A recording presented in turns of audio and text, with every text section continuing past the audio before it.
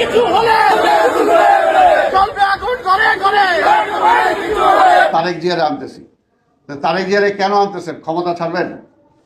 আমি এর আগে বলছি, আজকে বললাম যে হ্যাঁ তারেক জিয়ারে আনেন, ক্ষমতাটা ছাড়েন, তারেক জিয়ারে ক্ষমতাটা দিয়ে দেন, তারপর দেখেন দেশ চালাতে পারে কিনা। আসসালামু আলাইকুম। প্রধানমন্ত্রী শেখ হাসিনা কথায় কথায় তারেক জিয়াকে দেশে আনার কথা বলেন। এমনই মন্তব্য করে বিএনপি নেতা আব্দুল সালাম বলেন, তারেক জিয়াকে আনেন এবং এনে ক্ষমতায় দেন, দেখেন তারেক জিয়া দেশ চালাতে পারে কিনা। দর্শক, এছাড়াও বিএনপির এই নেতা আওয়ামী লীগের নানা সমালোচনা করেন, প্রধানমন্ত্রীর সমালোচনা করেছেন। আমরা দেখে আসবো বিস্তারিত। দেশ পরিচালনা করতে পারে না শেখ হাসিনা, আওয়ামী লীগ, কিন্তু যখনই সংকট আসে তখনই বলে তারেক জিয়ারে আনতেছি। তারেক জিয়ারে কেন আনতেছেন? ক্ষমতা ছাড়বেন? আমি এর আগে বলছি, আজকে বললাম যে হ্যাঁ তারেক জিয়ারে আনেন, ক্ষমতাটা ছাড়েন, তারেক জিয়ারে ক্ষমতাটা দিয়ে দেন, তারপর দেখেন দেশ চালাতে পারে কিনা। আর মামলার কথা বলতেছেন, সেই মামলার সেই ঘটনার বিষয় আলোচনা করতে গেলে তো অনেক সময়, 21শে আগস্টের ঘটনায় তাকে জড়িত করেছেন, সেই ঘটনার সাথে জড়িত না, সেই মামলায় তার নাম ছিল না।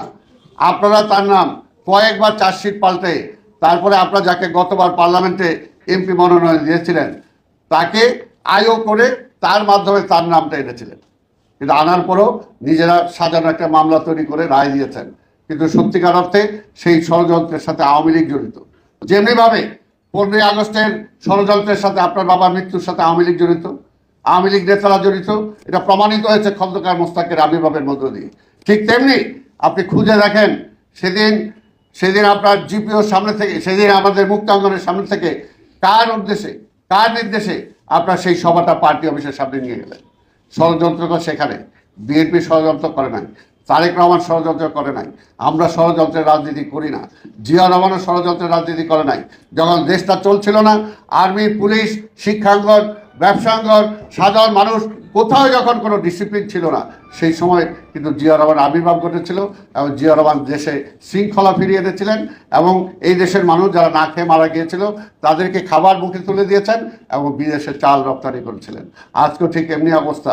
আপনার আমাদের বিডিআর ধ্বংস হয়েছে, সেই দায় কেন আপনি নেবেন না?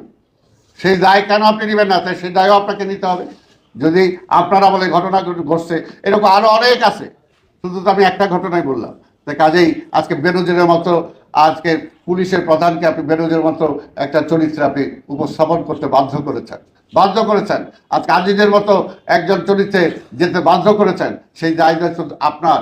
আমি তো বলবো যে আমি বেনজির আর আজিজকে দায়ী করি না, দায়ী হলো আওয়ামী লীগ তাদেরকে সৃষ্টি করেছে। আপনার এখনো সময় আছে, বেনজির সাহেব, আজিজ সাহেব বলেন, মুখ ফুটে বলেন যে আপনি 5,000 কোটি টাকা কামাইছেন সরকারে কত লক্ষ কোটি টাকা পার করে দেওয়ার জন্য, সরকারকে ক্ষমতা আনার জন্য কি কি করেছেন বলেন।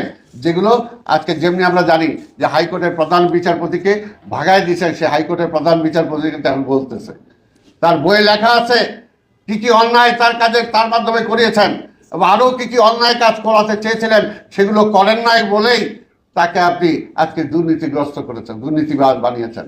তাই বেনজির সাহেব আপনিও বলেন, আর ভবিষ্যতে যারা সেই সমস্ত জায়গায়, সেই সমস্ত পদে আছেন, আপনার তাদের থেকে শিক্ষা গ্রহণ করেন। আল্লাহর হস্তে বিএনপিকে জেলের ভয় দেখায় না, কারণ বিএনপি হাসতে হাসতে জেলে যায়। প্রতিটা দিন আমাদের যে সমস্ত নেতা কর্মীর সাজা হয়ে গেছে, আমাদের কাছ থেকে বিদায় নিয়ে, পরিবারের কাছ থেকে বিদায় নিয়ে তারা জেলে যাচ্ছে। যে সমস্ত দলের নেতা কর্মীরা হাসি মুখে কারাবরণ করে, হাসি মুখে গুলির মুখে চলে যায়, সেই দলকে কি ঠেকানো যায়? সেই দলকে ঠেকানো যায় না। কাজে আপনি বোকার সঙ্গে বাস করছেন, এখনো সময় আছে। বিএনপি ষড়যন্ত্র করেন, আমরা বলছি আমরা নির্বাচন চাই, আমরা জনগণের রায় চাই। আপনার সাহস থাকলে জনগণের রায় নেন।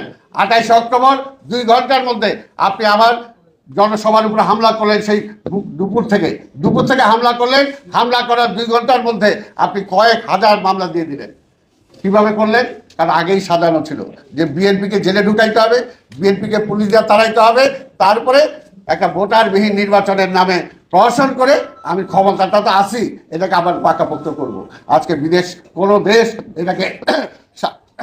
দেশ এটাকে স্বীকৃতি দেয় না, কোনো দেশের মানুষ আজকে এটাকে বলে না যে নির্বাচনের মাধ্যমে এসেছেন। তাই কাজে দেশটাকে রসাতলে দিকে দিয়েছেন, অর্থনীতি শেষ, আজকে ব্যাংকগুলো খাইয়ে ফেলছেন, আজকে শেয়ার মার্কেট খাইয়ে ফেলছেন, আজকে মানুষের জীবনের কি অবস্থা।